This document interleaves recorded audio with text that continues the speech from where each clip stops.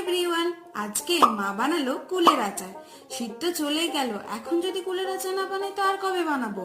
সবার রান্নার প্রসেস হয়তো আলাদা, তবে মা যেভাবে কুলের আচার বানায় আমি সেটাই শেয়ার করছি। কুলগুলো মা কিন্তু আগে কিছুদিন রোদে শুকিয়ে নিয়েছিল, তারপর কুলগুলোকে একটু ফাটিয়ে জলে ভিজিয়ে রেখেছিল। যত বেশিক্ষণ ভিজিয়ে রাখবে তত ভালো হবে। মা অবশ্য বেশিক্ষণ ভিজিয়ে রাখতে পারেনি। তারপর কড়াইয়ে তেল দিয়ে শুকনো লঙ্কা, পাঁচফোড়ন দিয়ে নুন হলুদ দিয়ে ভালো করে ভেজে নিতে হবে। তারপর ভেজে তুলে রাখতে হবে। আমার তো এই গোটা গোটাই খেতে ভালো লাগে, তাই তো মা কুলটাকে একদম স্ম্যাশড করে দেয়নি। এরপর গুড় গরম করার পালা। গুড় জলে দিয়ে একটু গলিয়ে নিতে হবে। যখন দেখবে একদম ফুটে আসছে তখন সব কুলগুলো দিয়ে দিতে হবে। মা কিন্তু 2 কেজি কুলে 1 কেজি গুড় দিয়েছিল। তারপর গুড়টা ফুটে গেলে মা বাড়িতে বানানো কিছু ভাজা মশলার গুঁড়ো আর লঙ্কা গুঁড়ো দিয়েছিল।